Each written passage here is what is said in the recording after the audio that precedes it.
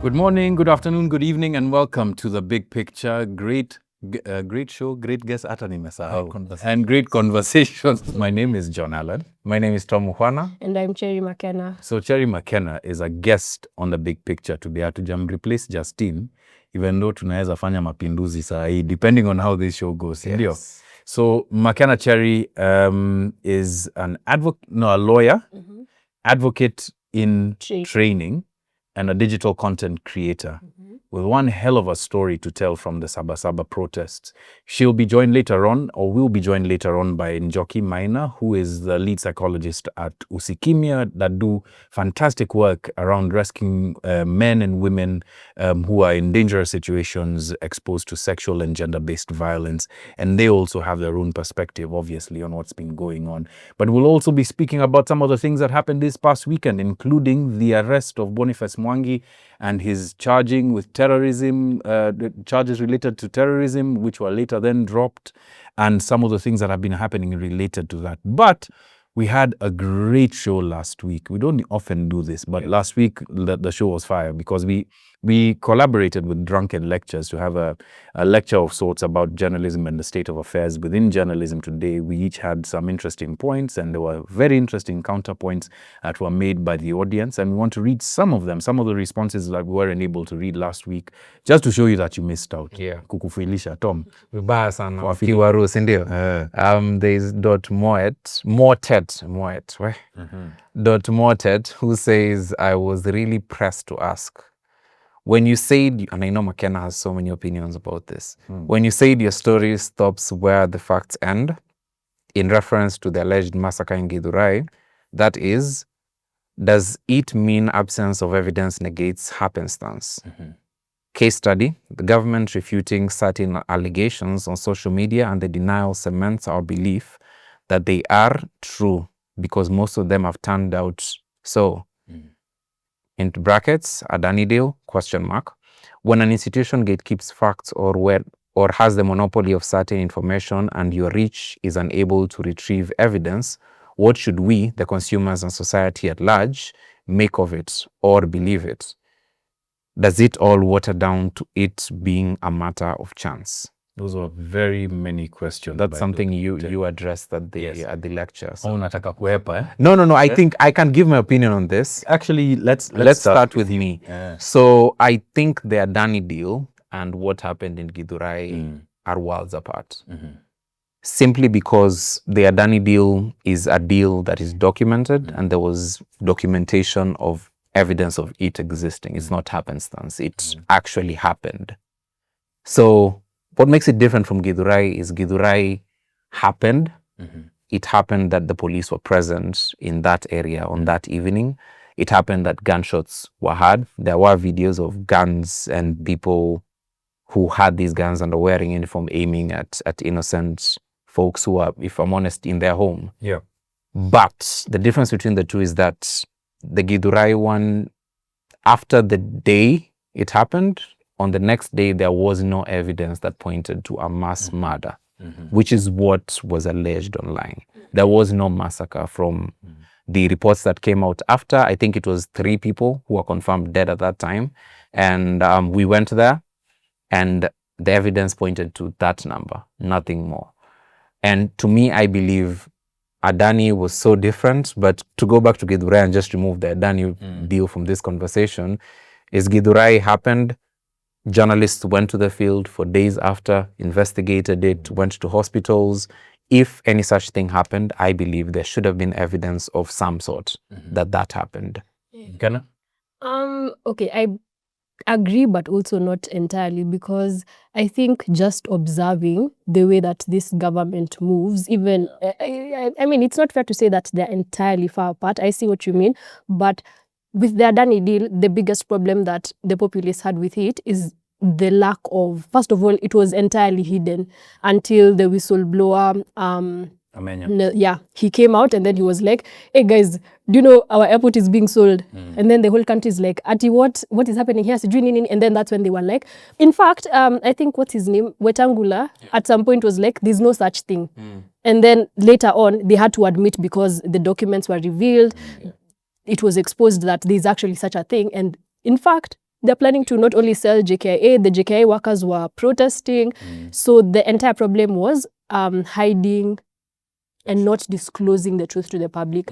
So in the same way, I believe that there's room to think that the same thing might have happened in Guray if they had the chance to. If they had a chance to cover it up, there's no reason why we should give them the benefit of the doubt if they did it in other areas where it's even smaller things, like, okay, not smaller, but like it's paperwork. But less like egregious in the sense that nobody. Exactly, especially knowing the reaction after Guray, you know. Yeah. So I think what fueled the Guray situation is that Guray happened right after, so everyone was like, oh yeah, what happened there was dumb. Was likely what happened there. But I would also add that every time a protest has happened, we've seen something similar to Guray in those places, and similar claims have been made. Where the police go into neighborhoods after dark and perpetrate all sorts of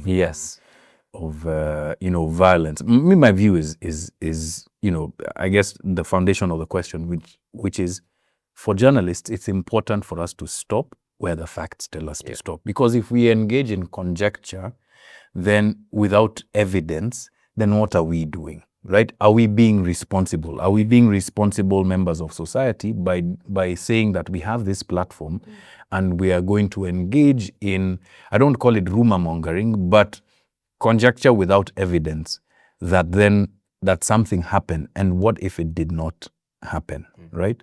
That also does something to our credibility and the opportunity for people to trust us once again. But here's where I agree with you. I agree to this extent. And I've been on this thing for a while.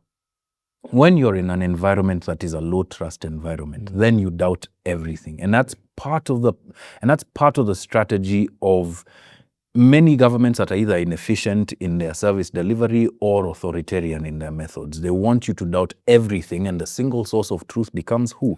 The government, right?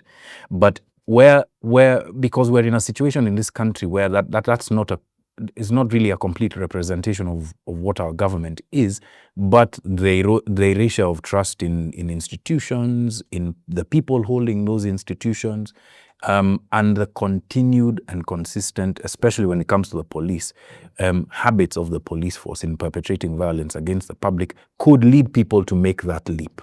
You see, but I can't make that leap as a journalist because I need the facts. Na hapo ndio tunakosana na watu. But also to add, I don't know if you guys saw on Sabasaba, or was it June 25th, the numerous of bodies that were apparently in Quickmart, and then in the final count in the news, it wasn't accounted for. So it's like people know on social media, there are videos circulating that there were bodies in Quickmart. There were dead bodies in Quickmart, and they were shot during the protest. But somehow they're not in the final count. How is that possible?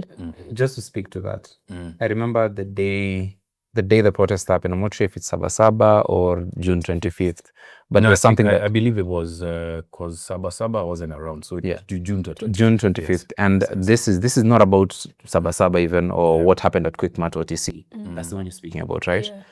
The same thing I was told by somebody who lives in Rongai, that maboy walinyeshewa risasi in Rongai. I remember very clearly. A guy who I know from that side told me the same thing. You'll know tomorrow. So I had the element of mainstream media not being allowed to cover protests. So I think what has happened is that so much mistrust in everything and every single source of any information in this country, and more so when it doesn't reflect previously thought facts, quote unquote. So on that day, what happened in Rongai, the next day, the same thing happened. No news of bodies. So then you start asking yourself, what's really happening here? And I remember that OTC's Quickmart situation. There was a journalist who went on Twitter and said, I walked into OTC as a journalist and I didn't see any bodies. That's what he said. And I remember people coming after him online. So he was cooked. Essentially. What he saw. Yes. He said, according to him, I didn't see any traces of bodies. I didn't see any blood. Yeah. There was no such thing. And the days that follow that, if I'm honest, don't know if such a thing happened. Mostly because there's so many people whose job aside from journalists is to document these things and document where they happened. There is so many human rights organizations. KNH, HRC have been doing a brilliant job documenting these things. I think what happens online every evening after protest is a lot of peddling of misinformation. It's not disinformation because people don't know. Sometimes it's just folks thinking something happened because they had things happen. And they might be well-meaning in doing so. Exactly. Let's do one more question. One, or you can read through them because we've already. Can you imagine? Spent 10 minutes discussing that first one. This is also long. So yeah, just read those and then now we can go into quickly. I think I'll summarize them because people were very, very impassioned.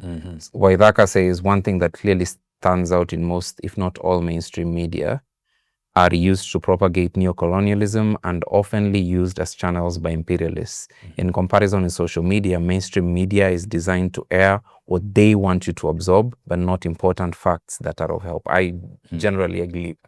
You agree? The agreement haijatokea vizuri because that's not specifically true.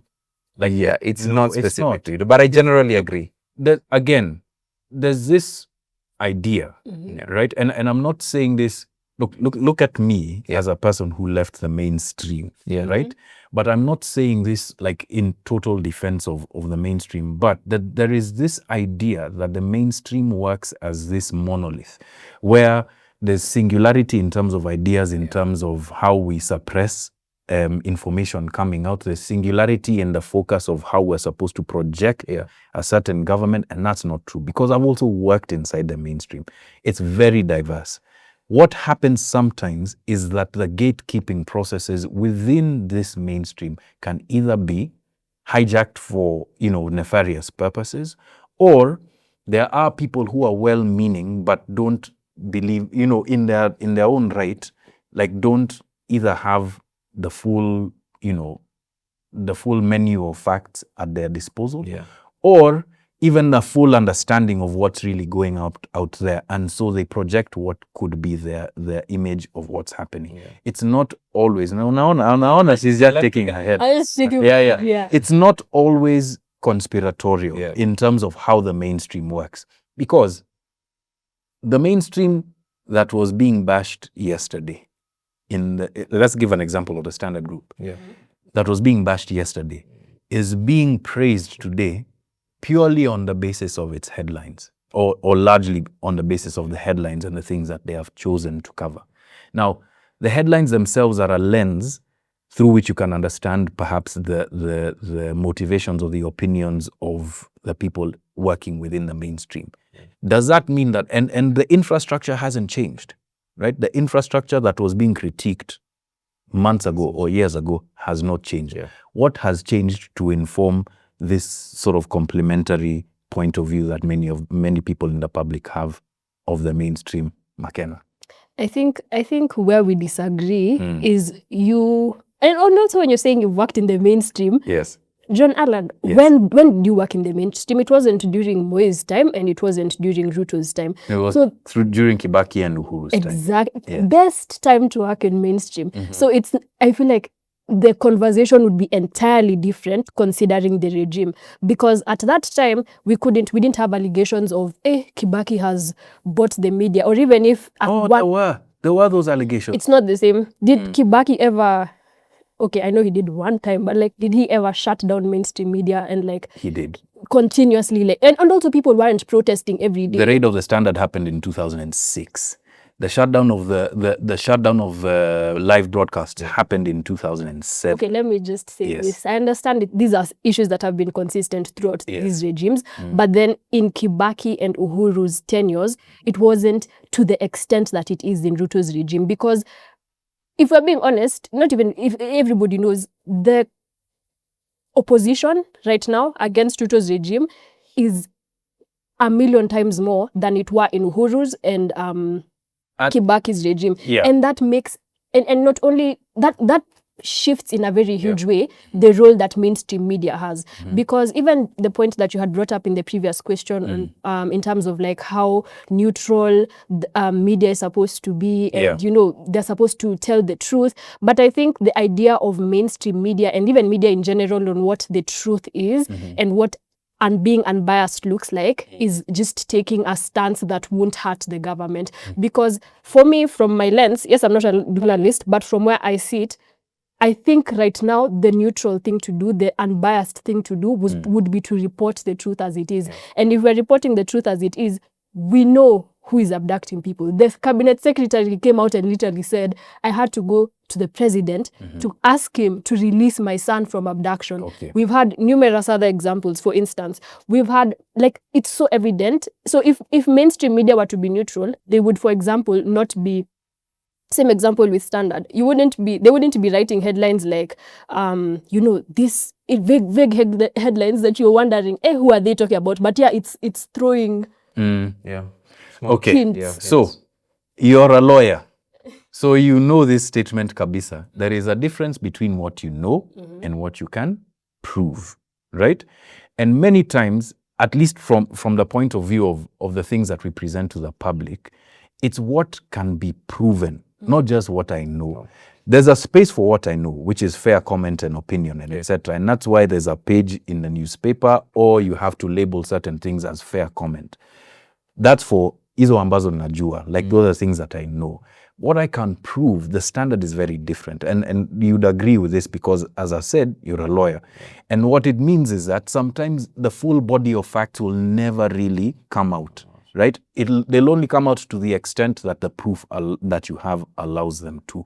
And many times, that's the ceiling that many within the mainstream are unable to surmount. And that's why you hear them now throwing unknown parties, confidential sources, etc. People that they can't, you understand? Right? So there's a matrix around that. There are one or two comments here that have come in. I just want to read now as we move on. Okay. There's Simi M, second comment here. Mistrust has led to parents rejecting vaccines. And I think in response to that, Sharon Mwangi says, there's been a lot of complaints of kids getting sick after vaccination. Today, I came across a short story on Candace Owen's podcast regarding the same concerns in the States. Yeah. So mistrust is really a big issue. But I want us to move to something that is perhaps the big issue of our time, which is the violence that we saw over the past, year, culminating in various events. The more recent one being the Sabasaba protests and what happened. And for that, I want to reference the thread that you published, McKenna. And this you published, I think, was it a day after? Yeah, it was just a day after at exactly midnight. Yeah. Yeah. So it shows the next day, but it was a day after. For those of us who didn't see the thread, tell us about what you were talking about. Okay, so naturally, my response after a traumatic event or like just after something that hurts me is usually to shut down. So the first thing that came to my mind was I need to get this out of my system as soon as possible, because I know I won't be able to make a video because I was crying. I know I won't be able to speak about this, but I need to get it out. So I was like, and also when I was writing the thread, my aim wasn't to evoke sympathy. I wanted to evoke anger in whoever read it, because I was like, there's no way the things that I've experienced today and people are just like going about life as normal. And I know I wasn't even the worst affected, because a week later I met with another friend who we were supposed to meet with in the protests, but obviously we never got the chance to. And he said they had to leave early because a person was shot dead next to them. And the girl he was with had a panic attack and they had to help carry the body. And I've been thinking, it's been on my mind because I'm like, I was just looking at him. I'm like, you look like, he looks like a normal person. He looks like my friend, but I'm just like, you had to carry a dead body. Like the gravity of that, it just blows my mind. So when I was writing the thread, that's what was going through my mind. I really just wanted to paint the picture of how bad things are in this country, and how I just wanted to evoke a certain kind of anger that I felt wasn't truly there, especially for the people who hadn't been to the street, and especially for the people who hadn't encountered, because I've been to about 6 protests since, just Ruto related protests. But that one was the one where I was like, shit, like I Yeah. might not. Yeah. I might not go again. Yeah. Yeah. And I was just tweeting. So for people to then now see it, I've retweeted that thread, and let me read for you the tweet that I thought was really crazy, right? Okay. That now, like, when things really just became serious, the most traumatizing part of the day was the countdown. Or actually, let me read the one before. After being robbed of everything, including our phones, by Ruto's goons, we hid in those CBD public toilets only for them to throw tear gas right there. And then now becomes a tweet before you tell the story. The most traumatizing part of that day was a countdown to leave those toilets. Nitahesabu 5 mpaka 1, nisifike 1 mkiwa ndani. We didn't know if it was a goon or police. We hoped it was a lesser devil, the police.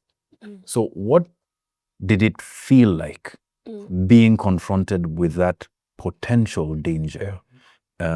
As you're there hiding, there was 15 of you in a toilet. About 15 of you. Yeah. Like, what were you thinking? Like, what were the thoughts that were rushing through your mind? I don't even think it can be put to words because it was absolute terror. And I feel like I tried to capture it in as much detail as possible in that thread, because it's like, to me, it can't, no matter what I say, it can't be put to words, it can't be put to explanation, but it was absolutely terrifying, because by that point where we were hiding in the CBD toilet, I had already been robbed, and one of the guys that I was with was also robbed, except when he was robbed, I was robbed by just one person, and when he robbed me, I was like, we were in a highway, I don't know what that yellow, not University Way, there's another yellow bridge in town.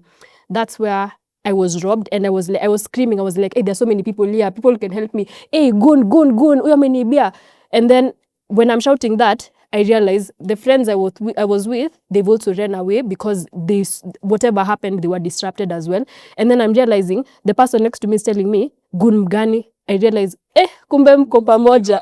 Kumbe mko pamoja. So that became traumatized. I was like, I can't fight back and I can't scream either. So I had to, and it felt truly helpless because me, that phone, I had saved for it. I had gotten a job, like I'd done, like it had a lot of sentimental value, not just monetary value. Because monetary value, it was a 30K phone, but still, like, I worked for it. It had all my memories.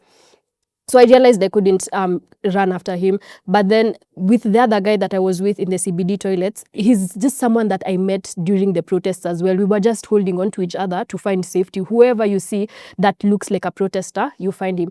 But with him, when we were walking with him, he was robbed by around 8 goons. And I remember just thinking, oh my God, they're going to kill him. Yeah, because they came, they held his hand, they grabbed him first of all. So I was just there screaming like, hey guys, help us. But no one is bold enough because these people have weapons. And even the people that you're screaming to help them, they can't. So you're there watching him I thought they would actually kill him, because I was like, there's no way they'll be able to do that. Yeah. I want to put a pin in it for a second and welcome our second guest, Njoki Maina from Usikimia. Karibu sana. Let's give her a round of applause. Tunaelewa maneno ya traffic in this Nairobi of ours, we understand. But nonetheless, thank you for making it, and thank you for joining us here on The Big Picture. Obviously, you've heard part of McKenna's account relating what happened to her in terms of the robberies, that also, affected a lot of people. But we're also going to be speaking about sexual and gender-based violence, that took place in the wake of those protests, and perhaps across the year that we've been witnessing quite a bit of unrest in our country. So before I come to you, Njoki, I want us to go to where your thoughts were leading you while you were in the toilet. What did you think was going to happen to you? I mean, honestly, I thought I was going to die. Like, that's why even I begin the thread with, today the words, I don't want to die, came out of my mouth for the first time. And I remember we all kept saying that. But like I said, this is about 7th protest I've gone to see in just like 1 year, in the span of since last year's June's protest. And I've never uttered those words, much less mean them. So that was literally what was going through my mind, because it was a very, unlike any other time before. All the other times, it was a real possibility, but this time it was realer than real. Like, it's here, death is here, these goons are here, these policemen are here, they're with weapons, they're with all this. And then also another thing, that was very apparent, and especially with upcoming protests, which is what I think kind of, it's a paralyzing fear. Yeah. Because you realize that the point the state has reached, they don't care about, and I think you would see this even in the Boniface karaoke video. He was just standing there selling masks, they shoot him dead. They don't care about the extent of violence they seem to be showcasing to the public. That's a really important point. Tom, I want to bring you in here before Njoki comes in, because you've covered pretty much all of the protests from the 2023 protests, right? But I want us to start in January 2024 with the Femicide March and talk us through how the protests have changed in their complexion since the Femicide March all the way until Saba Saba, that would then now reflect the reality that McKenna went through. Oh, you did? Yeah. Was that your first one? Yeah. That was your first ever Yeah. protest? Oh, okay. Sorry, before you go, just a quick one. Did that encourage you to then be more willing to go out into the streets? Very. In fact, that was the first time I met people. I was like, come back. Because I remember just thinking, kwani Kenyans don't care. And then I meet people who are not only educated on these things, but they share in that passion and they're alive to the issues that are happening in the country. And I was like, wow, it was That life-changing. lit the spark for you. Yeah. All right. Tom, And tell me. I actually think, Yeah. and Njoki, I believe you must have been involved in the planning of that protest to some degree. That was a huge success for protests in Kenya. I think majorly because it showed that people, it was I would say, one of the first few times that people who are not politicians cared about something and showed up in the streets in large numbers. And they won. Yeah. And that was peaceful, extremely peaceful. Folks marched to Jivanji. The point is made, everyone disperses. The previous year, the protests were more siloed in places like Kibera, Mathare. Violence it's exactly what's happening right now at sundown in places like Guray and Rongai. But I don't think at that time death was normalized in protests as much as now. As much as it has been. Yes, I think the problem is that exactly what McKenna felt, that I could die here. I don't think people at the Femicide March, who are just as peaceful as people who showed up on these other days, felt the same. And that, just to land here, I think the difference is in the response from government. Interesting. It's a lot deadly now. It's deadly to go to a protest. And also I think that because the agenda is much more clear and people are loudly articulating, like right now the phrase that is most common in the country is Ruto must go. It's not reject finance bill. People are not going through the corners. It's so essentially it threatens power. Yeah. It threatens power to the core. How does that feel? That's a great point. How does that feel, Njoki, that an issue that you work on almost every day, because I'm thinking 100% of your clients are people who suffer the worst impact of sexual and gender-based violence. How does it feel to have attended such a well-attended, possibly even organized, such a well-attended march that spoke so loudly, it was global news, about Kenya confronting the problem of femicide, only for it to become worse within the course of that year, and perhaps almost in a very weird, like vicious cycle, because I don't want to call it a full circle moment, that the last few protests we were talking about were where we saw numerous accounts of rape and sexual abuse. Like, how do we go from there to here? In your mind, what really has shifted? Apologies for being late. And I'm just thinking. Don't worry about it. To go off as a side. Yes. And some of the things that even make you late is because everything for us is an emergency. If we do not address this now, then when are we going to address? And it's that one phone call that somebody makes when they're in distress and really just need to hear reassurance. At the point where you're hearing all the things and thoughts are that I might die. When somebody has been violated, there's a lot of hopelessness and helplessness, going back to power. Because the person who has assaulted you, what they do is like power play. They want to ensure that you are indignified to the point that you don't feel like you have control over anything. The smartest of people, once caught in a situation like that, as a lawyer who knows the laws of this country, you do not understand when I'm raped, what do I do? Because then it stops being theoretical. It's now me in that experience. So going back to your question, how would we then see a rise when we have spoken about femicide and we are speaking about wanting to end femicide?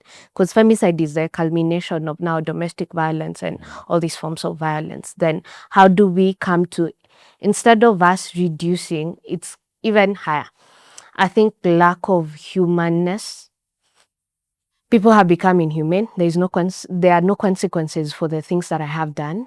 So I do not feel like something will be done. Yeah. Thinking at it from a point of a perpetrator, their thoughts are like, I know somebody else who did this. There is no consequences that they are faced. So why should I be even worried that I will be caught? Yeah. Sorry to cut you off, but I don't know if you saw the news on the president pardoning rapists and murderers from prison. So if anything, they're encouraged to do that. If whilst you, and on the other end, as a survivor or as a victim, because at that point you've not even you've not started the journey to being a survivor. At that time, you're like, this legal system has failed me. It starts right from me reporting and being shut down and told, mambo ya mapenzi hatusuluhishi hapa. I have come here with wounds, stained clothes with blood, and all I am asking is to be heard. And the first thing to be told is that mambo ya mapenzi we are not doing here. Worst case scenario, it's even a female officer who you thought would be empathetic with you and would want to understand what led us to this. Because that unchecked process is what gets people. I'm still a little concerned with the what led us to. And I want to ask it this way. At what point in a conflict or a debate or something, like let's call it what it is, like a conflict, right? At what point in a conflict do you start to see sexual crimes go on the upsurge? Like what happens to the group psychology of those taking part in the conflict, that then sexual crimes become such a staple in it? Because we see it in other parts of the world, and this perhaps is not the first time, but one of the first times that we've seen it so prominently, right, as part of protests that took place. What happens? What's the switch? What's the gear? The perpetrator is driving in the chaos. They know there's a lot of confusion. You're too focused on too many other things. Once people were planning for the protest, the biggest fear people had was to die, and it's because of bullets, not sexual assault. The mind of I want to call them sociopaths, psychopaths, that's an opportunity for them. That's a niche that needs to be caught very fast. So for in the mind of a perpetrator, what they're looking at is an opportunity where I can get away with it. Because if this person was bold enough, why wouldn't they ask somebody to their face? Why do you need to abuse somebody to get something? So you're thriving in the chaos. In some of the cases that we've dealt with, especially from the protest, pretended to be well-wishers, pretended to want to help you, and then drag you to a place where they can take advantage of you. Why? Because there are so many factors driving them. Number one, I won't be caught. There's a lot of chaos around. Nobody cares. Once you're screaming, other people will be afraid to even come to help because they don't know if you're the goon, you're driving in the chaos. They know that you will be helpless and you're not armed. Yeah.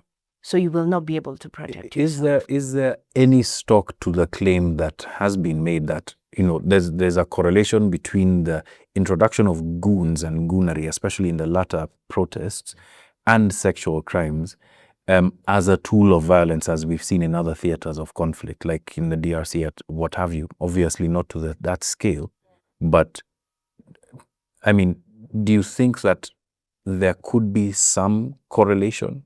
Yes. I think there is. You see, for most people, they think that they can use sex as a weapon to make the woman really shudder and quiet down. I think 2 weeks ago, barely a week ago, we were at KNHCR trying to ask for lesser, like being human, especially among the police, asking for less, not even less, no police brutality against people who are unarmed. It was women, mothers, elderly women. Then I don't understand why you need to attack a group like that. These are people who will not fight back. All they're asking for is peaceful protest. So But perhaps that's the point. Because they can't fight back, they'll be the ones who are most affected by terror, right? Now that we're talking about terror in this day and age, and they'd be the ones who are most affected by terror. Tom, I know you've got a bunch of questions for both McKenna and Jockey. I think the last one that I want to ask for now is, what is the psychology of a group of goons? Like, if you're thinking about them, like from a psychiatric or psychological analysis point of view, like, what is that's driving them? wanting to cause mayhem and harm and hurt. And you'll find most of them, it's either because they have been themselves victim of violence. So they want to inflict the same kind of pain to somebody. Others felt defenseless. So they want to ensure that they can put that in somebody else.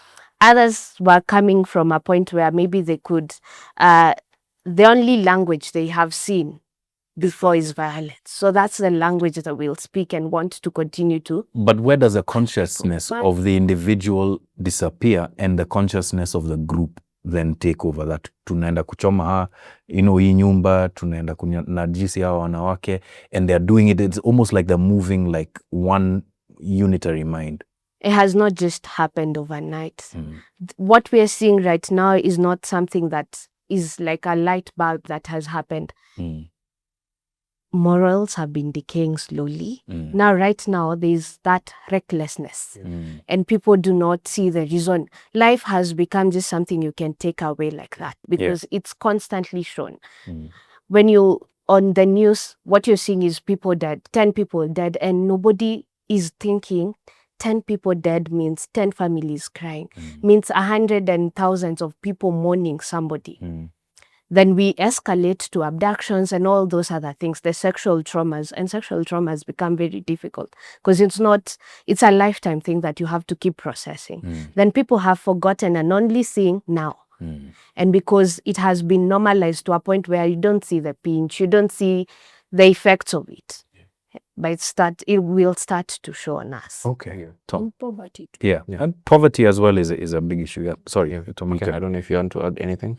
No, just poverty, and also the question that John Allen asked on like what's the psychology in like rape being used as a tool. I had watched a documentary. In fact, I even tweeted another thread on it. It's called The Playbook on Netflix. And I basically wanted, maybe after that June 25th, just being robbed by goons, I really wanted to see the experiences of other people who had lived in dictatorships, so that I can find some semblance of like sense in it. And in that the playbook, in one point they analyze a dictator called Saddam Hussein. And one of the tools that he used was rape. So he took one of his opponents, for instance, and threatened him and told him, you have to choose one.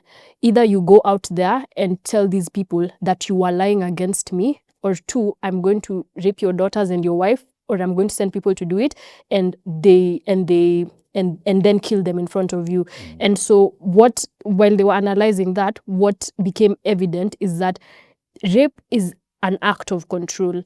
It aims to because it has a very extreme psychological effect on anyone who's been raped. So it does something to your mind. And I think it being used in protests is just, again, another tool of control to make people be like, hey, I don't want to be raped. In fact, that was one of my biggest fears on 25th, because I kept thinking, because of the environment, I don't think I'm going to escape here without being either raped or being killed. So I'm grateful that I wasn't, but it's still a very real fear. That's an interesting point, because as we were talking about the timeline between the Femicide March in January of 2024 and where we are today, how central women have been to these protests across these 2 years, it can't be gainsaid, right? Like, this is the first time in my memory as a journalist that I've seen so many women out on the streets. Ordinarily, it's young men, right? And for a reason, because there's an expectation. Ukienda maandamano, kutakuwa na vita, right? Na kutakuwa na polisi. But this time around is a completely different complexion. Tom, you know, again, because you covered these things, do you think that there was a purposeful intimidation of women so that the protests kind of lose momentum, or is it just something that tended to happen as you know, as Njoki was saying, where people then now found the opportunity to then go and attack the people who perhaps might not be able to fight back, you know, to put McKenna in situations where she was, you know, begging for her life, essentially. No, I think it was absolutely deliberate.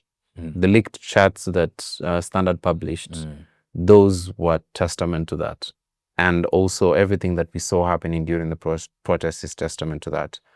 Women being grabbed off of motorcycles 2 days after goons are reportedly deployed into the CBD at nightfall, that obviously means that this thing was planned and orchestrated. Yeah. And I think the aim is to do exactly what McKenna said, to instill fear in young women who've been showing up in the streets in huge numbers, by the way, from going to the streets.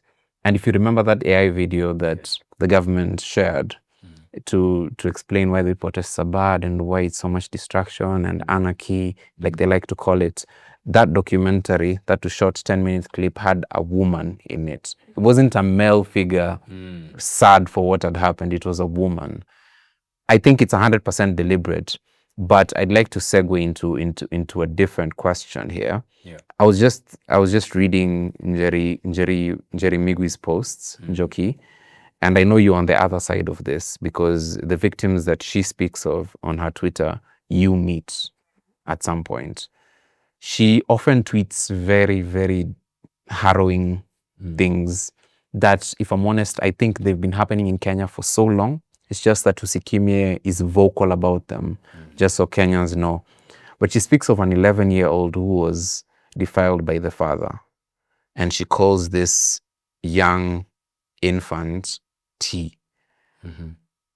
I'm just thinking about this whole situation, and Njoki, you might have not met this specific infant and the parent, but how does it feel from your point of view every time you have somebody at your safe house who's been abused and their dignity taken away from them every time something happens? And your phone is even buzzing right now because that's probably something you are supposed to respond to. But it happens so many times and we only see posts of it. But I imagine you respond to a lot more of these. Yeah, and I think I've been at Tusikimye for over 3 years. And every day you think you've had the worst of humans. And then tomorrow something that you never thought would happen under the sun happens. So yes, I was able to interact with that 11-year-old, and whether it's an adult, whether it's a child, it's painful to just think about it.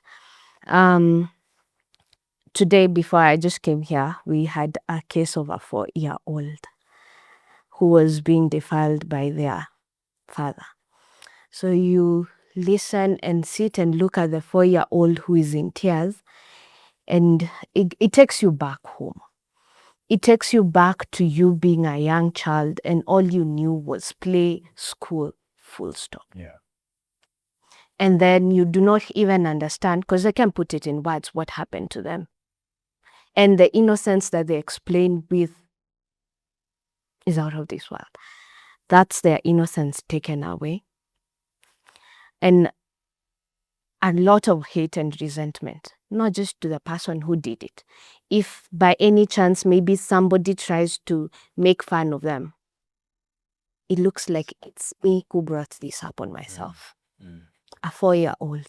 All they were supposed to do was play, be home, go to school, just do normal things as a child. But their life becomes very different and their perspective changes from there. So it's a harrowing experience that you don't wish on anyone. I frankly want to hear your opinion on this. I don't think there has been any decay in morality in Kenya. I think it's always been there. The inaction has just been exacerbated over time. And I don't know what your answer to this question is, but what assists these things? What aids them in society? Just being an enabler. Being a neighbor who is hearing my neighbor scream in pain because they're being assaulted, and I'm like, I don't want drama. But that's somebody's life. And it could be maybe, and also saying, ayoni mambo ya watu wawili, those things that we've tried to normalize and make look as if they are normal. We no longer care. We become very, I don't want to say, swamped into it's not my business. So let people deal with their own business. I also have a lot on my plate. That there's no society, like there is no wanting to care for another person, because it starts right from where you stay. If you find a man maybe who is older than a child, talking to them and they're in school uniform, that's where it starts. But if I do not take any action, then it will continue. Going to schools, I entrust my child in a school to a teacher who I'm thinking should be responsible and take care of the child. But how many cases are we receiving today of teachers who have assaulted their students? Yeah. You know, interesting that you mentioned that. I mean, we very recently or published an investigation by Christine Mwangi on the same, about that teacher in Alliance, and the kind of reaction that we've heard from schools across. I believe there was a protest today in one of a very prominent high school about the same issue and how prevalent it has become. I find it interesting that you point to there being, no consequence. But there's also something that I want to tease out that happened with you, McKenna. As you were in the toilet, begging for your life, you thought about those influencers who are just waiting for this thing to die down so that they can post, their eyelashes. The question I want to ask is around desensitization, especially online, because, we were talking before the show about how important social media is as an organizing tool. But when it came to that, to the point where you are now helpless in a sense and worried about what was happening on the other side of the door, why did that occur to you? Why did it occur to you that there might be people who wouldn't even care? Because it wasn't just like an abstract thought. It's something that I've lived. And also, first, just to clarify, I wasn't exactly begging for my life, like, oh, don't kill me, directly to the police. I was just saying it out loud and to each other, like, because it was, and other people were saying it too. Yeah. The girls I was with also over there, they were like, hey, you guys, like, are we going to make it out to town today? Like genuinely, we might not. For real, we might die, like, in a way that it has never been a reality before. And then with the influencers thing, so let me just give a pre-context. Last year, during the June 2024 protests, this was a very huge conversation that had begun taking shape in Kenya, because prior to that, influencers were very... I cannot take a political stance. I cannot speak up. And then it will affect my bag. It will affect my bag. In fact, and most of them weren't even saying that out loud, but it could be seen in the way they were carrying themselves. But then with the way that things were happening in Kenya, it was impossible to ignore that the conversation was largely on social media, and the people that had the most presence on social media were just not speaking up. So in June 2024, by June 2024, because it started in May, when people were like, guys, share the posters for Reject Finance Bill. This is going to be huge. On 18th, tunatokea, kila mtu, it's going to be huge. And then people are noticing, mbona mimi account yangu ya 300 followers, niko hapa natengeneza kelele, and these people are not speaking.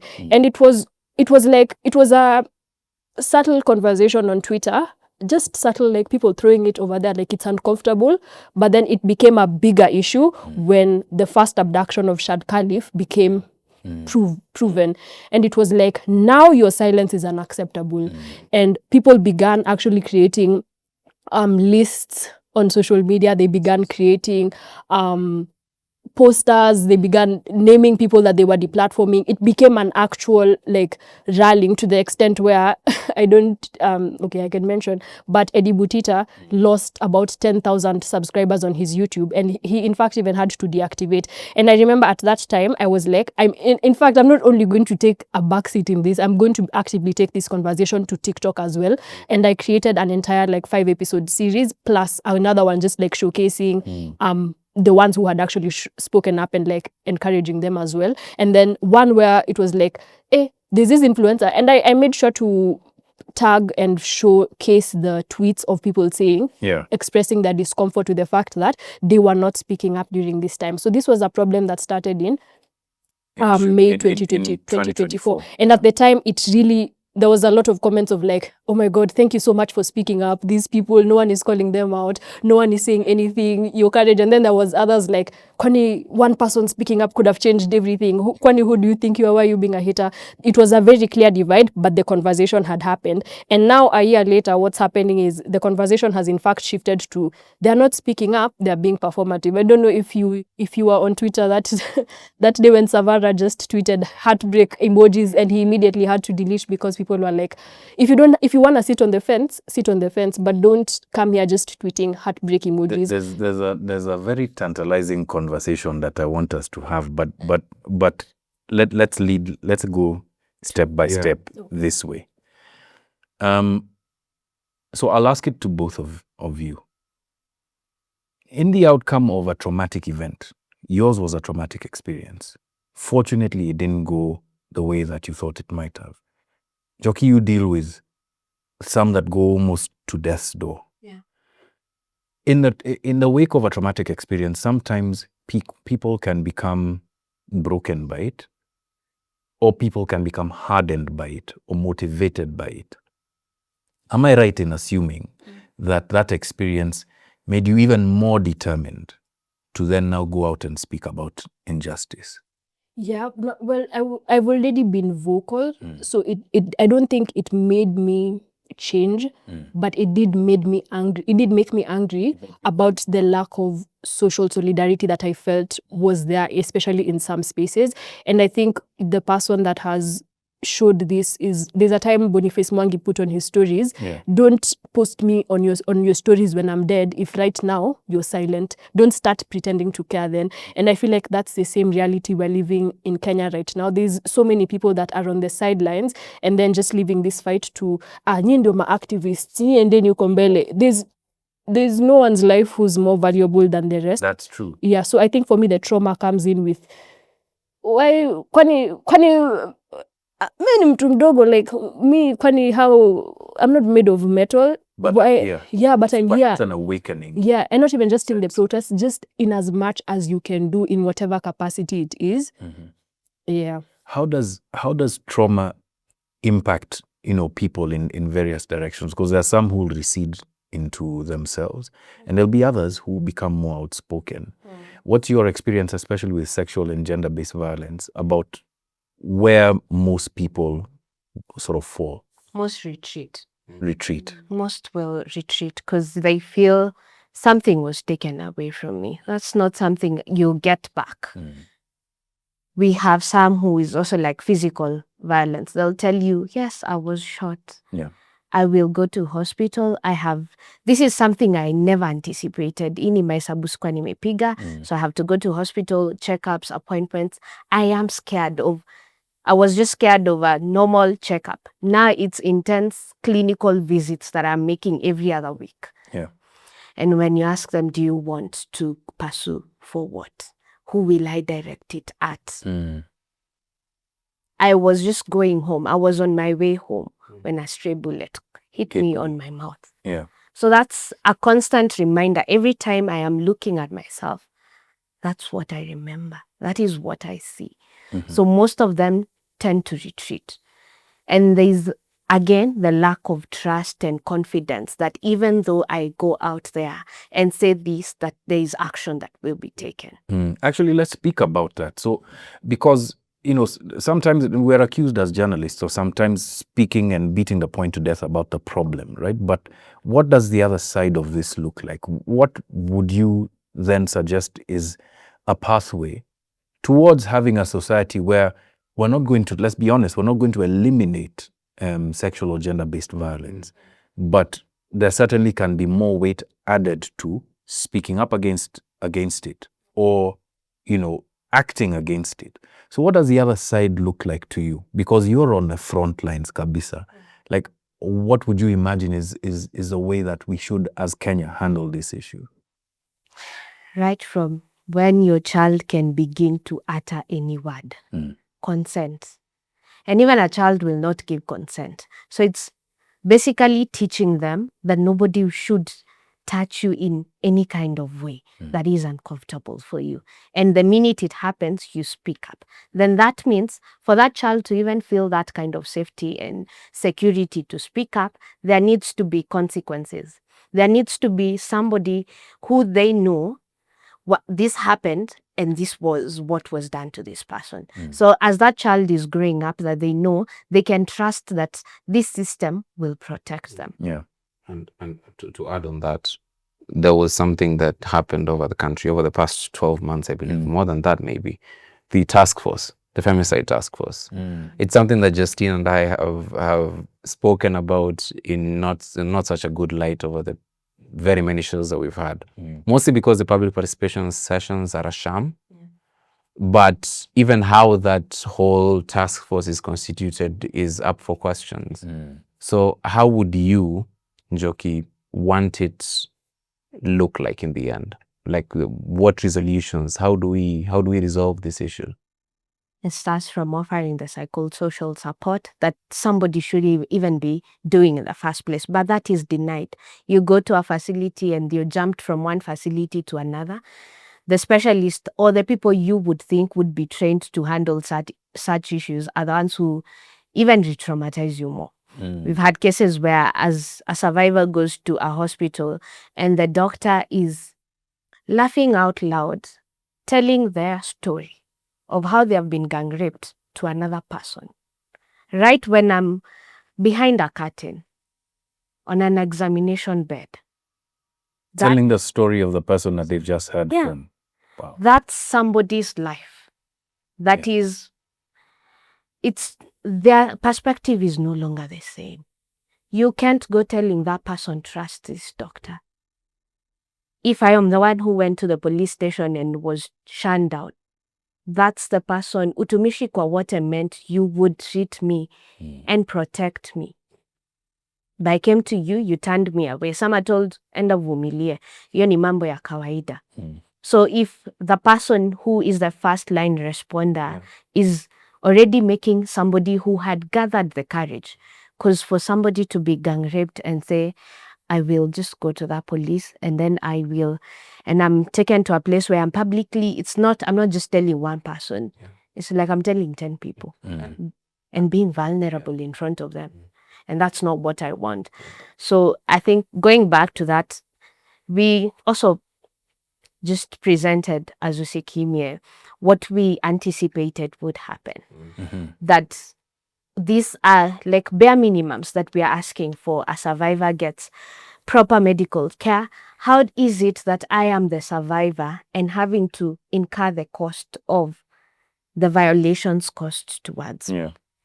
I need to pay for a P3. I need to pay for medical to be examined. All those things. Why is this the cost of somebody who has already been violated? So there are so many, other than the medical cost, their life is almost on a standstill. And I'm just thinking about the experience of a survivor when they go to a police station. There's also talk of the gender division in police stations the gender desk being severely underfunded. The police officers can be trained and retrained and retrained all over again, but this problem never seems to go away. Because they're overwhelmed. They're overwhelmed. That's the problem. And over time, this is not with the lack of maybe debrief and counseling sessions for them. It's overwhelming. They also get to a point where they've had the worst of the worst. By the time you're bringing them a femicide case, and maybe that day they have received like 4 femicide cases, by the time they're on the 5th, change has happened. Over time, this person has seen too much that they have not been able to process. So the last one there will be the one getting the wrath of all these other people. Because at the back of their mind, they're also parents. I'll need to go back to my 5-year-old, and then today took a 5-year-old body from somewhere.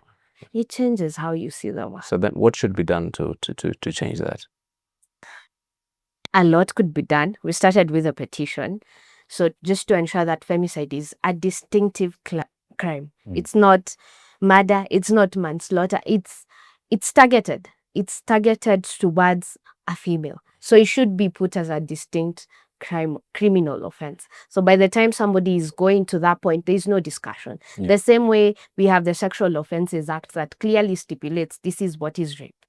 The same way that there should be a law passed to show that femicide is a crime. By the time somebody is going to even think of hurting somebody, they know the consequences and the repercussions of this. This is happening because I'll give a case scenario. We have a case of a 10-year-old who was murdered in 2021. Up until now, we're still in court. How many years down the line? A family is expected to hold it together when their child is no longer there. When there are constant reminders, every year that passes by, mtoto wangu angekuwa grade. Mtoto wangu angekuwa anafanya 1-2. Every other time you're trying to move on, you're now in a court. Telling, narrating over and over what happened. This should, and there is also the part where they say the perpetrator also has their rights. So they can be outside. So mimi ni kesi he will be outside, maybe free on bond or whatever. Then how can I be sure the person who took away my daughter's life, once they're out, I am safe? I mean, it's that, I guess, one of those existential questions in justice and in the law, like, you know, how do you balance the rights of the perpetrator, the accused, versus the rights of the victim, right? And it's a difficult one. But I want us to wind up by talking about something that in some quarters, some people have said, yeah, this is the right way things should happen. But in others, people have said this is lawfare, the use of the law and the weaponizing of the law against certain individuals.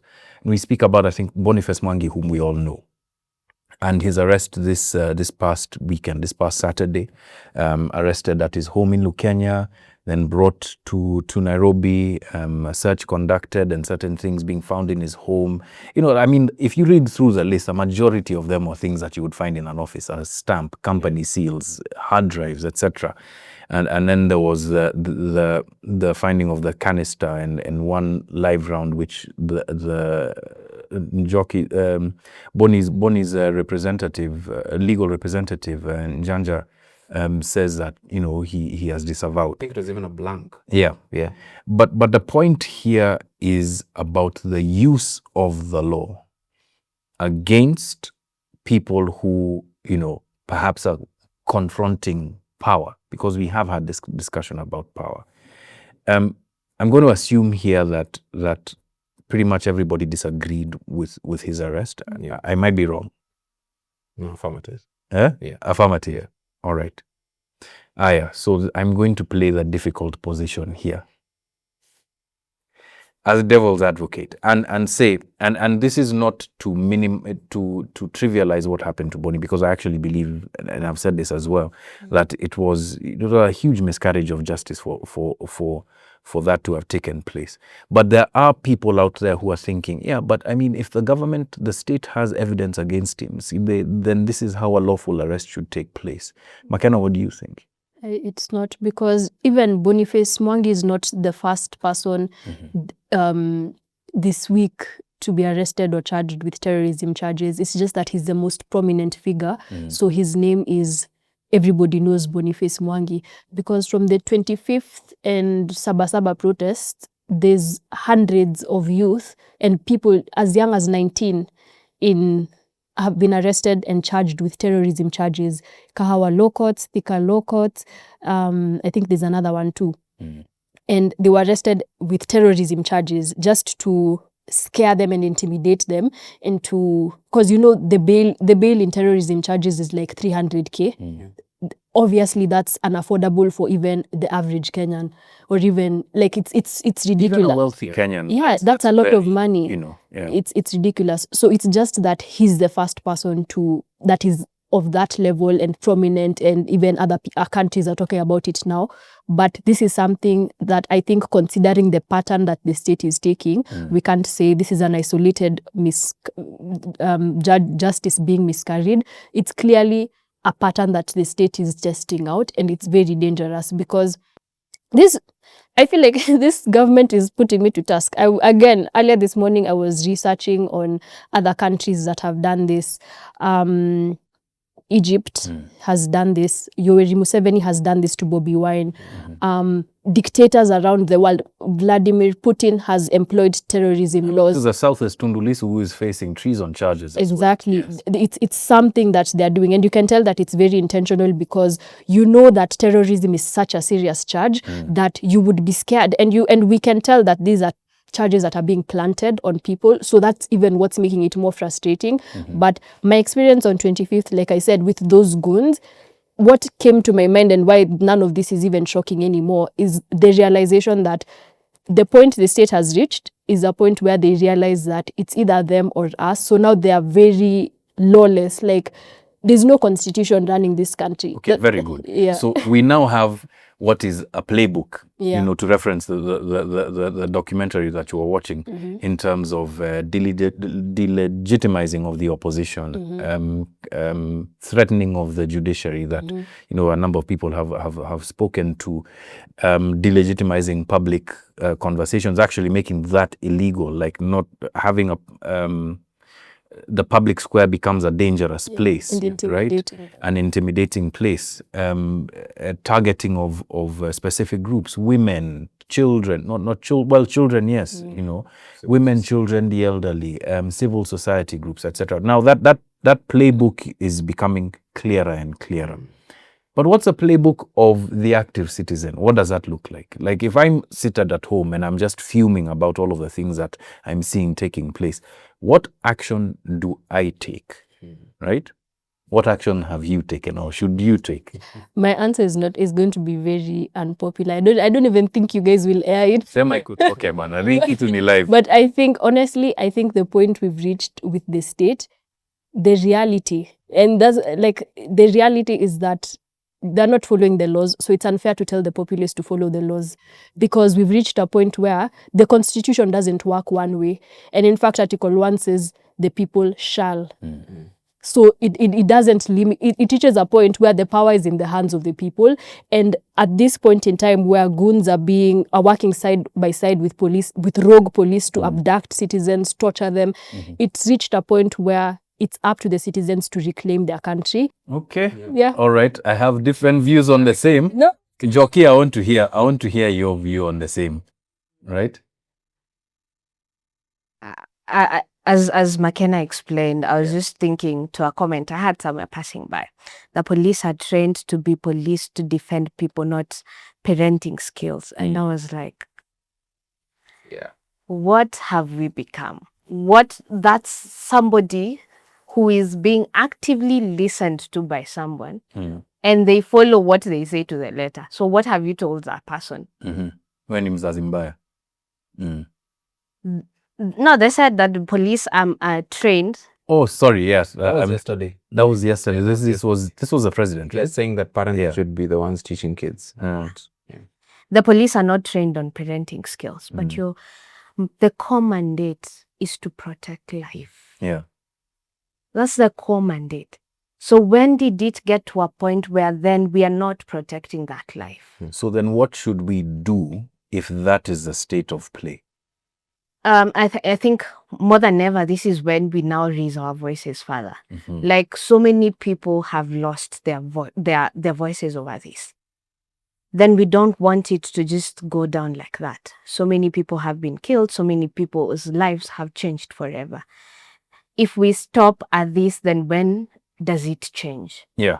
We might use different tactics, because we don't want to see more lives being taken away.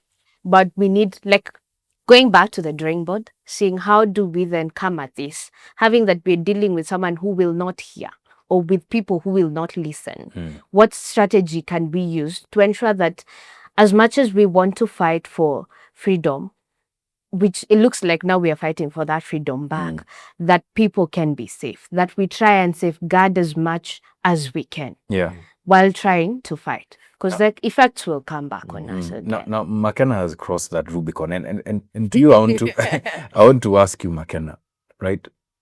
Then, what differentiates you from the person on the other side who then uses violence? Because we're using it to protect ourselves while they're using it to harm us. We're using it as retaliation, not as an attack. We're not just waking up one day and saying, let's attack goons. Let's unaka goon, shoot. Now we're saying if they come and they start raping, and Bridget Njoki was watching cartoons and she was shot dead. Did you see the pictures of her classmates crying? And I'm just like, if the alternative then is just to sit and wait, because what's this guy's name? Kianjui, the guy that was abducted. The same way you've proposed. Raising our voices. Yes, that's an alternative, but he was abducted over a tweet. Albert Ojwang is... Exactly. Kibet Bull was... In fact, the Kibet Bull one is the one that traumatized me the most, because he was following me. I don't know if he still follows me, because I noticed that his account started acting suspicious after the abductions. But then he was following me at the time. And if you remember, his abduction happened over the course of Christmas and New Year's. He was abducted over silhouettes. And tortured, and we were there asking, have they killed him? Like, why is he missing for so many days? These don't even scratch the surface of the abductions that have happened. Over 100 in just, you know how ridiculous that is? But are we there? That's the question I'm asking. Are we there where we can now legitimately deploy violence? I don't think. I don't think, we're not. I really don't think that we are, or that we should, right?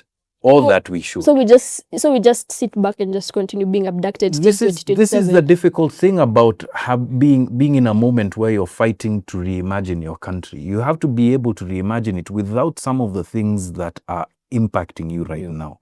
So I guess my question to you is, how do you do so if then violence becomes the resort that you because like? it's not a resort, it's a form of protection. Because notice I'm very insistent on, I'm not just proposing that we just become violent to the state just like that. I'm saying this from the perspective of someone who was in the streets on 25th June, and I felt extremely helpless. These people, they have weapons, they come, they rob you of everything, and you can't do anything, and you've not done anything wrong. You've come there to say, Ruto must go because he must go. You are abducting us, you must go. What? You must go. It's our democratic right. It's in the constitution. If you've lost public confidence, you've lost it. And if people are exercising their peaceful right to demonstrate, there's no way you should be shooting them, killing them, stealing from them. It's not acceptable. So here's a scenario. The police who are armed come and unprovoked. And goons. Yes, and goons. But I'm talking specifically about the police. The police who are armed and come unprovoked to a crowd, shoot directly into them. By your logic, this should be an opportunity, or rather the response should be fight fire with fire. Sorry, just run it back. Like if the police came to confront a crowd that is protesting peacefully and unprovoked, shoot into the crowd, harming, possibly killing some of them. Your response is that we are at the point where we should say, in acting in self-defense, we should then shoot back. I mean, if it's unprovoked, and also the thing you've said about separate the police from the goons, you can't, because they're working side by side. You've seen the videos. In fact, goons are meeting at police stations to have their meetings beforehand. You've seen the videos of them with their brown sticks in police stations. So there's no separation there. It's one and the same people. Police are also showing up plain clothed to the streets. So they're rogue. Don't you think that that's a recipe for even more violence? I think we've reached a point where the violence is more. That's why even before the show started, we were having the conversation on 2027 being too late. There are people right now that are experiencing the extreme realities of what it looks like to wait till 2027. It's impossible because when you realize these abductions are happening every day, anytime there's a protest, there are communities that can't sleep because leo siku kuna watu wanakuja kwa nyumba yangu. Tom Njoki, because we don't have much time left, I want you guys to weigh in. should it be now, like we don't wait until 2027, or unasema half term? Yeah. Okay. I- No, let me not put you on the spot, because I'm not gonna stand. Yeah, you know. Njoki. I think we've seen enough, Mm. like, of what this person can present. Mhm. It's only noble of you, if you're a leader, to, when service above self, Yeah. what is the point for So kama ameshindwa ajitoe. service above self? All right. What do you say to the people then who are like, fine, and this was the point of contention we were having between ourselves before the show. To those people who then say, well, I don't agree with the president or this government, this regime's leadership, right? But I am willing to wait to express my voice via my vote, which is constitutional. They agree with this government. By saying that I don't agree, I'm going to vote in 2027, it's You agree tacit with the agreement. government. Why? Because there's no one who would not agree with this government and then not feel the urgency. And therein lies the debate. And this is what I was saying. Unity is not uniformity, right? There are people who are in the Ruto must go camp who don't think that he needs to go right now, that there should be a path there. There are people who are... And there's a privilege in that. Because those are I'm not denying that. I'm not denying that there might be privilege, but there might even be people who do not have the privileges that you think that they do, who also think, by the way, ni kura yangu itakuwa ni sauti yangu. Hey, look, I think at the end of the day, Mhm. there is McKenna who is absolutely convinced that there is no school of thought that is rational other than it's half term.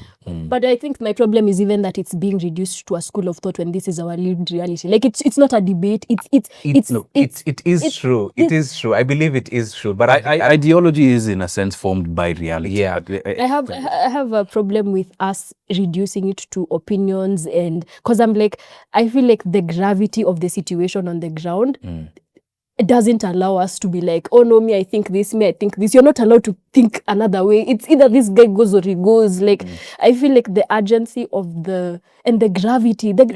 I'm just looking, because maybe I'm on Twitter too much, but maybe because of how much I'm exposed to these cases and just all these things, I'm just like this. Even tomorrow is too late. Like.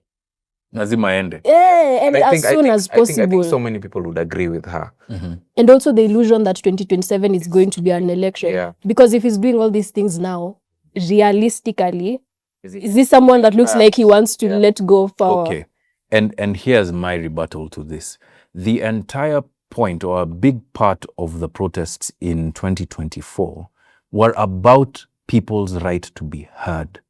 And this is why I'm saying, if you have a purist view that this man must go tomorrow, where is the space for the person who thinks that this person must go but not to? Journal and the protests weren't about people wanting to be heard. What was it about? It was about Ruto going. In fact, anti-finance bill iliisha mapema. And then ilianza hivyo, but fundamentally, what are people saying about this government? That it doesn't hear, it doesn't listen to them. Because if it heard them, then the clauses in the finance bill would have been. And he even removed the entire cabinet after the protest had reached like a peak point, just to bring them back and replace the ones he'd removed with even worse people. Exactly. Just to show Haskizi watu. He doesn't listen and he must go. Yeah. So that's a point that I'm making. Like, you see, if people are there saying that we need to be heard, these things need to change, and we are voicing our dissent or our concerns, and then in the same camp, let's for lack of a better term, the same camp, there are people who say no, aende sahi. Na wewe mwenye unasema ati abaki mpaka 2027, hata wewe uende. Right? Tuende, si zote. How then do you form like coalitions? How then do you build bridges to the people who might not be completely on your side, or but need convincing, if then the stance is tunalimana mpaka mwisho? I think that question should be now directed towards your side, because your side is the one that even has the liberty to answer that question. Because you're the ones who are so tolerant to Ruto that he can stay till 2027. It's not tolerance. It's not You're tolerance of something that is oppressive. But what I'm saying is that there is a diversity of voice in every side, even in Ruto's side, you will hear there are those people who don't agree with some of the things that are happening in government, right? Why their voices do not rise to the top, or why that doesn't happen, is exactly because of this debate that we're having here. That there are some voices that weigh more than others, right? And that those voices have no contribution to make in this debate, But right? it's like if the contribution... Come on, Joki, sahi amekaa silent for 5 minutes. No, if the difference is lives, we're not. Obviously, I mean, and I If don't the want... difference is abductions, I'm not trying to be didactic about this and try and simplify things, but truly think about the moment that we are in right now, right?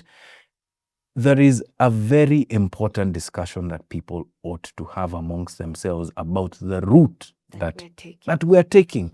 Because if we don't have that discussion, right? We continue to go in chaos. Okay, last question. So, John, and I want us to revisit this particular clip of this question in 2027. John Allen, you genuinely believe there'll be an election in 2027? A fair election. In fact, first of all, an election and then a fair election. But we even had a fair election. It's not about what I believe. Yeah. In as much as what I would hope for. My hope would be that this entire, I don't call it a debate because it's too simplistic, but this moment that we're having is really about adherence to the Constitution. Like that we believe enough in the Constitution and in its power to work that can happen, right? Whether it is half term or no term, for me, as long as it happens in line with the Constitution that we agreed upon, minko sawa. That is my point of view. The same government that isn't following this same Constitution. No, because there's constitutional provisions for recall of members of parliament, even recall of a president, right? There it is there in our Constitution. What I am saying is that we shouldn't silence people who might believe as you do, but perhaps don't have the same route. Naelewa? And I don't want to be the one to do this because hii sasa imeanza kuwa tamu, but we are now overrunning, right? Njoki, Yes. thank you very much for joining us on The Big Picture today. I mean, the work that you do, we're constantly speaking in such glowing terms about the work that Tusikimia does and how important it is and how important it is for people to support Tusikimia. As you're saying goodbye, maybe you can talk to that camera over there and tell them how we can support Tusikimia. Okay. How you can support Tusikimia is time, your resources, come there, serve the children, interact with survivors, just be able to see. It changes, I can tell you, it changes how you see the world. We also have a feeding program. We have a pay bill there, so you can reach out. We have survivors that we support at our safe houses. So any proceeds will ensure that that child who is in school gets a pad. We are able to do the feeding program every other day. The call center runs. We are able to also offer psychosocial support to anyone who needs that psychosocial support. So that contribution that somebody offers goes a long way, not to changing just one survivor, but to many survivors. But what we say, one at a time. So we just want to restore human dignity. All right. Restore human dignity. McKenna? Yeah, that's you. Okay. No. Okay. Unaweza sema tu asante ni sawa. No, Tutaendeleza debate. Guys, I haven't said thank you so much for having me here. I have a huge respect for Africa Uncensored and the kind of work that you guys do. So thank you for hosting me. Thank you. Kuna mtu hapa Melanie Veli amesema McKenna said, Jonalan, look at me. I'm the interviewer now. Yeah. And Tom, obviously, there's one thing that you didn't talk about. I don't know if we have time to. Let me just ask as you start, and if we. It doesn't have to take long. All right. So.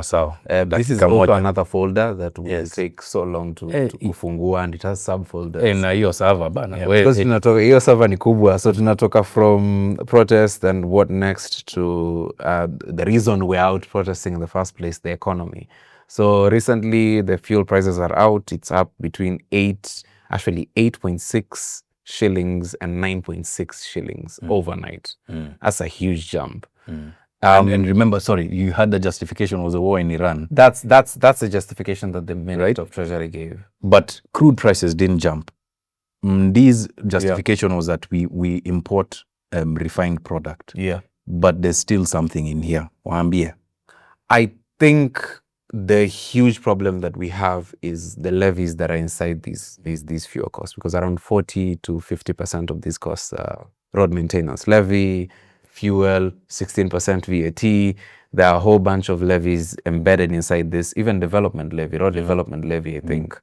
There's a bunch of things that are embedded inside this one cost that the landing cost, ikifika kwa end consumer, it's so burdened with prices that make it even significant than it is right now. But the world over, the reason that is being given is crude oil prices are up because the Iran-Israel tensions are making that Strait of Hormuz, which is like responsible for around 25% of global trade. Global oil trade is being very, very fragile and funny at the moment. So that's the justification that is being given. I think it is important for us to have an economist here, because all the indicators show that the government is doing the right thing. 6.8% CPI. I expect that to increase over the next 1 month inflation because of this specific figure, because 8 shilling is huge. But I think what guys are upset about is the securitization of part of this money, meaning that they're turning this money into a bond for and borrowing essentially on the basis of the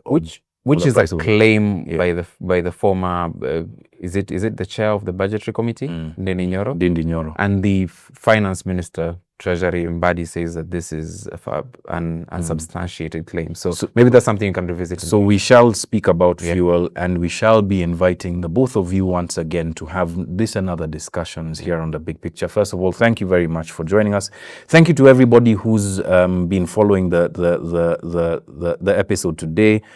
Sharon says, great discussion. Let's continue with these discussions. More civic education and educating ourselves on policies. And we note those nominations. Sharon, I'd mentioned your comment earlier. Simi M says, we are coming Usikimia. We are coming to Usikimia, in August. And there's be lots of other comments that perhaps I don't have the time to read today. But nonetheless, thank you very much for joining us on this episode with myself and Tom and McKenna and Jockey. Justine couldn't be here this week. I believe she'll be back next week. Maybe. Hey, maybe. Okay. She's a busy woman. All right. A busy woman. All right. So Justine, wherever you are, we are waiting for you to come back. Thank you very much. I've said thank you like 3 times. My name is John Alanamu. Have a great day or a great evening ahead, and look forward to this episode on Spotify as well as all of your audio platforms. And just keep supporting The Big Picture in Africa Uncensored. Have a good one. We'll catch you on the next one. Bye-bye.